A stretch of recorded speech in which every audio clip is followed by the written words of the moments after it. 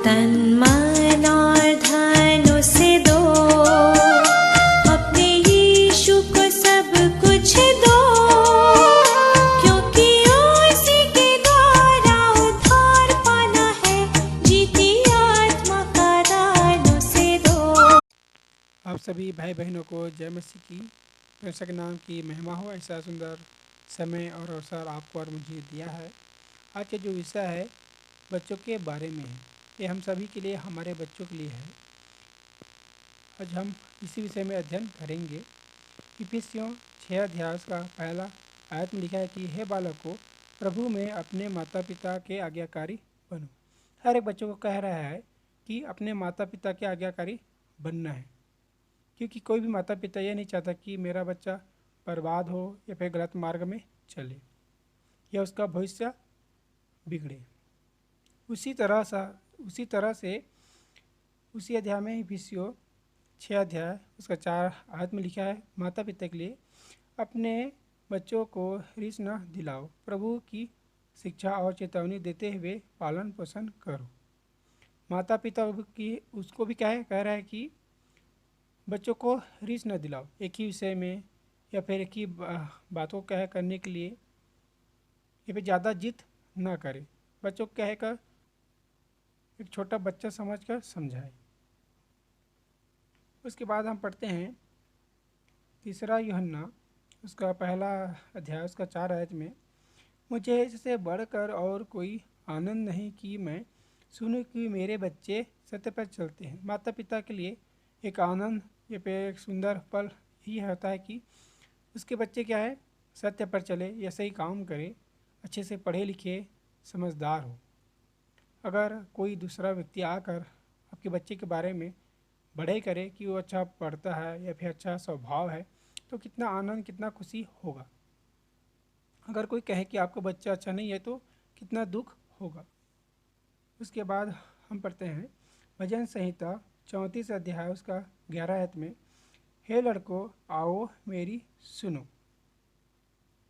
यहोवा का भय मानना।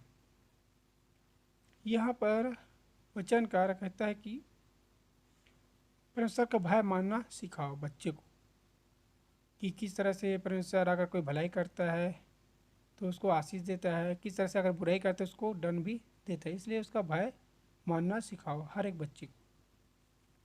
उसके बाद हम पढ़ते हैं नीति वचन 20 अध्याय उसका 11 आयत में, लड़का भी अपने कामों से पहचाना जाता है।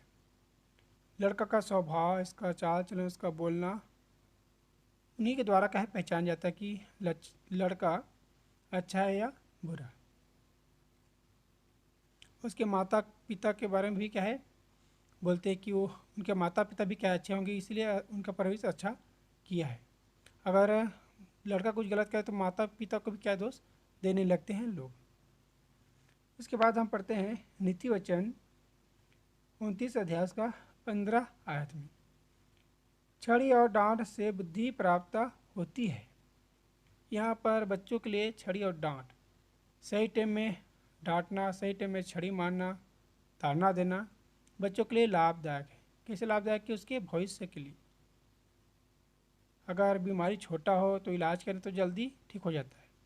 अगर बीमारी ज़्यादा बढ़ जाए तो इलाज करने तो क्या है थोड़ा कठिन लगता है ठीक होने में। उसी तरह से बच्चा हो या बच्चों के लिए है, अगर वो छोटा बच्चा है तो हम सही मार्ग में उसे चला सकते हैं, सुधार सकते हैं। अगर वो सियाना हो जाए तो दिक्कत है। उसके बाद हम पढ़ते हैं नीति वचन 22 अध्याय का 6 आयत में, लड़के को उसी मार्ग की शिक्षा दें, वह बुढ़ापे में भी उससे न हटेगा। चाहे जवानी हो चाहे बुढ़ापा, उससे न हटेगा, उनमें यह स्थिर रहेगा। इसलिए कहता है कि उसी मार्ग की शिक्षा दें। आप लड़के को कैसा बनाना चाहते हैं या कैसा स्वभाव उनका रखना चाहते हैं, आप पर निर्भर है, क्योंकि छोटा बच्चा है और जैसा आप सिखाएंगे वैसा वो सीखेंगे। उसके बाद हम पढ़ते हैं नीति वचन 23 अध्याय उसका 13 आयत में, लड़के की ताना न छोड़ना, यदि तू उसको छड़ी से मारे तो वह न मरेगा। कोई भी माता पिता अपने बच्चे को क्या है छड़ी से मारेगा, इतना नहीं मारेगा कि वो मर जाए, सिर्फ ताना देने के लिए, या फिर उसने गलती किया उसे एहसास दिलाने के लिए मारता है। इसलिए यहाँ पर कहता है कि लड़के की ताना ना छोड़ना, मतलब डांटना या ताड़ना या शिक्षा देना ना छोड़ना। एक छोटा सा उदाहरण मैं आपको देना चाहता हूँ। अगर मिट्टी गीला हो तो हम कोई भी आकार में उसे बना सकते हैं, लेकिन वो मिट्टी अगर सूख जाए तो हम दूसरे आकार में उसे बनाने में हमें क्या है, दिक्कत लगता है। वैसे ही बच्चा अगर छोटा हो तो हम उसे कैसे भी शिक्षा दें या कैसे भी मार्ग में चलाए वो चलेगा, क्योंकि छोटा है। लेकिन अब जब वो सियाना हो जाएगा तो वो क्या है, थोड़ा दिक्कत जाएगा उसे सुधारने में, उससे बात करने में, हर एक चीज़ों में क्या है, दिक्कत जाएगा, क्योंकि वो सुनेगा नहीं, क्योंकि वो सियाना हो गया है। लेकिन जब वो बच्चा रहेगा तो आपकी बातों को मानेगा, सुनेगा और चलेगा भी। प्रेषक का धन्यवाद करते हैं ऐसा सुंदर वचनों के लिए जो आपको और मुझे दिया।